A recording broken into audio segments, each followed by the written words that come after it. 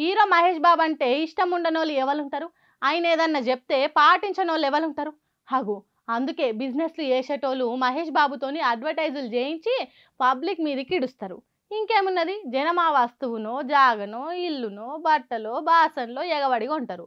హాగు అట్లనే కొన్ని కంపెనీలకు హీరో మహేష్ బాబు కొన్ని కంపెనీలకు యాడ్లు చేసి కొత్త చిక్కులు కొని తెచ్చుకున్నాడట.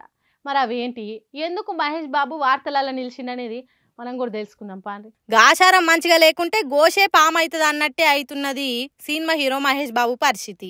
చిన్న చిన్న కేసులు కాదు, ఏకంగా ఈడీ నోటీసులు ఇచ్చిందంటే చూడుండ్రి ఎట్లుందో. ఇంతకేం జరిగిందంటే మహేష్ బాబు సాయి సూర్య డెవలపర్స్, సురానా డెవలపర్స్ అనే రియల్ ఎస్టేట్ కంపెనీ వాళ్ళకు ఏదో అడ్వర్టైజ్ లో యాక్టింగ్ చేసిండట. దానికి వాళ్ళు 5,90,00,000 ఇచ్చిండ్రట. దీంట్లో తప్పేమున్నది, ఆయన యాక్టింగ్ చేసినందుకు వాళ్ళు ఇచ్చిండ్రు, దాంట్లో ఏమున్నది అని అంటారా?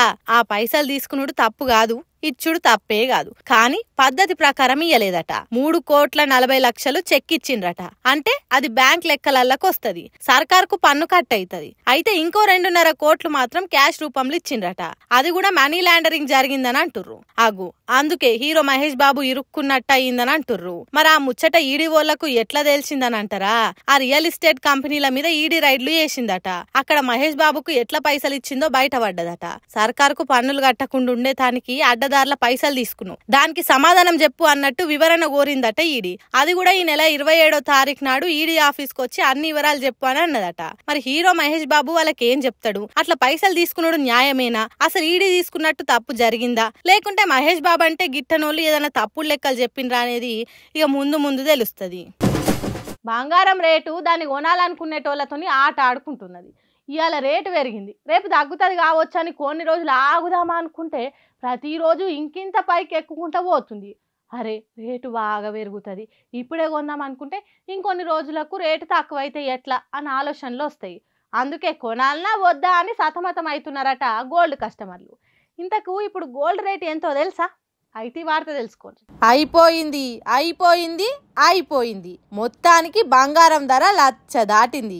ఎన్నడు లేనట్టు ఒక్కపారే 3,000 పెరిగి 1,00,000 అయి కూసుంది బంగారం. దానికి సోపతి వెండి కూడా పెరిగి కిలో 1,00,000 మీద 1,000 రూపాయలు ఎక్కువనే ఉంది. ఇట్లా బంగారం వెండి ధరలు దండిగానే మొండి పట్టు పట్టినట్టు పెరుగుతున్నాయి. ఇక మనసొంటి గరీబోల ఇండ్లలో ఆడి ఓరగాల లగ్గాలు చేసుడే కష్టమైతట్టుంది పోన్రి. ఈ ముచ్చట తెలిసి పెళ్లిళ్ళు పేరంటాలు పెట్టుకున్నోళ్ళు గుండె వలుగుతుర్రు. ఇక దగ్గరోళ్ళ దావతో లగ్గమ అయితే పెట్టుబోతలు పెట్టక తప్పదాయే. ఇప్పుడు బంగారం ఇట్లా పెరిగేసరికి గ్రాము పెడదామన్నా 10,000 కావాల్సింది. దీంతోని మధ్య తరగతులు బంగారం దిక్కు చూస్తేందుకే గజ్జును అనుకుతుర్రు. ఇక ఎండి కథ అంటారా, వ్యవసాయానికి కుదబెట్టిందే ఇడిపించుక రాకపోతే మీ ఇంకా కొత్తదేం కొనేటట్టున్నామని గోసపడుతుర్రు.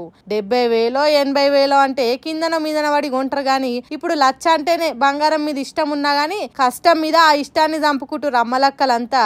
వచ్చే ఆదాయం ఎట్లనో పెరుగుతలేదు, ఖర్చులు తగ్గించుకుందామంటే ఇండ్లకు సోపతి బంగారం ధర కూడా మొగుల మీదకి చేరేసరికి కొన్నొద్దులు బంగారం మూసే ఎత్తొద్దని పెండ్లాలకు సర్ది చెప్పుకుంటురు మొగోళ్ళంతా.